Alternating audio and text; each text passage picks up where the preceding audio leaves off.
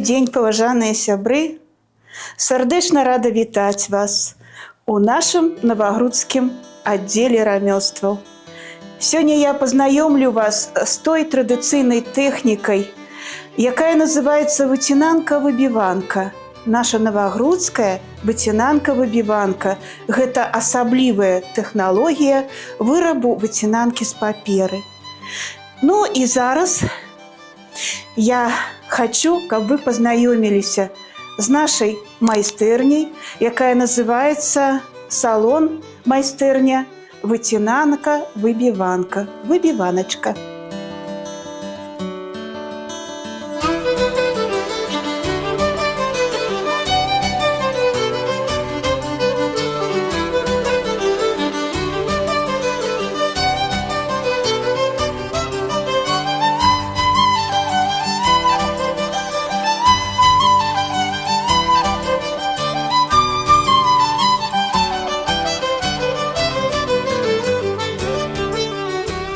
Я хочу пазнаёміць вас са сваёй працоўнай месцам, дзе я працую, дзе раблю узоры выцінанкі. І першае, што для гэтага патрэбна, гэта, конечно, папера сама.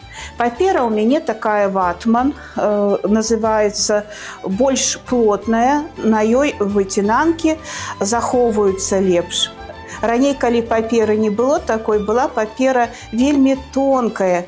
І на ёй выцінанкі вешаліся на вокны. Ну, па-першае, што такое выцінанкі? Гэта выцінанкі рабіліся як фіранкі для таго, каб утульна было ў хаце. І у простай сялянскай хаце, дзе не маглі магчымасці дазволіць сабе купіць нейкія фіранкі на вокна дарагія, былі фіранкі з паперы. У нас на Навагрудчыне яны адрозніваюцца ад іншых. Гэта сваёй тэхналогіяй і сваім выглядам. Яны нагадваюць сетачку.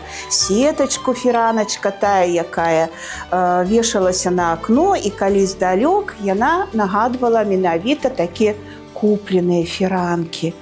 Таму што, самыя знатныя гаспадыні, я скажу так, не абыходзяцца заўсёды без майстрых, якія нешта вынайдуць у сваім жыцці, каб зрабіць жыццё прыгажэйшае.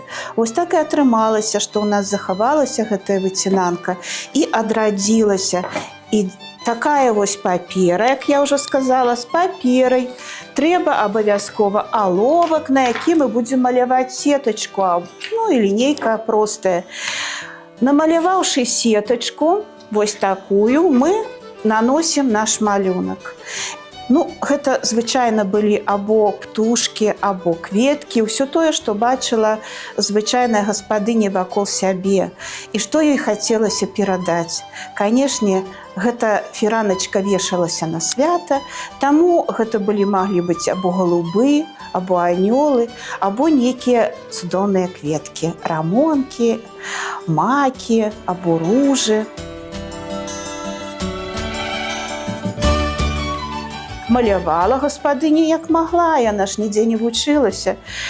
Таму ўсё атрымлівалася вельмі проста, і складанасць складалася ў тым, што трэба было выбіць. А для гэтага існавалі такія інструменты, як стамескі. Вось звычайныя стамесачкі, якімі майстрыха рабіла гэтыя высечкі. Або вось таке шыла было, каб зрабіць прыгожае ўпрыгожванне такіх дзірачак на нашых кветачках. Я звычайна прыспасобіла, або цвік нават у нашай Ніны Пятроўны, якая адрадзіла навагрудскія выцінанкі-выбіванкі, у ёй быў цвік. І цвік расплюшчаны, ён таксама быў такі завостраны, і ім яна выбівала ўсе свае фіранкі, якія ў нас знаходзяцца.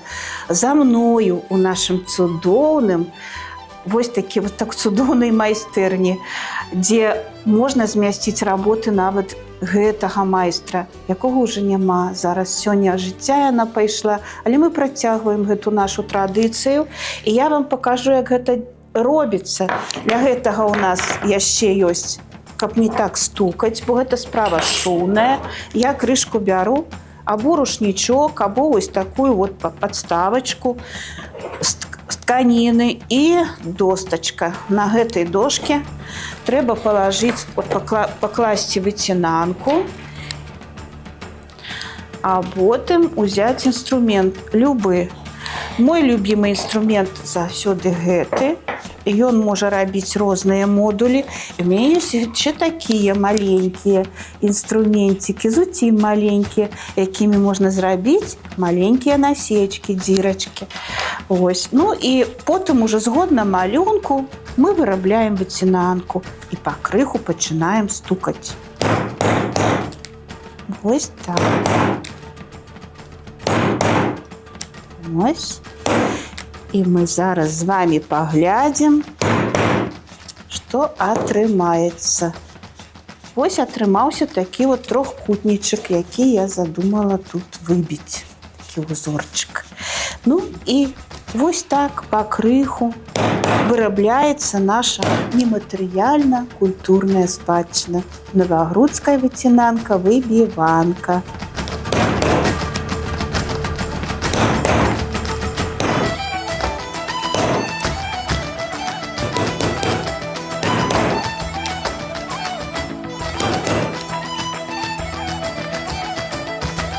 Ну і, конечно, вельмі прыемна, што гэта традыцыя працягваецца.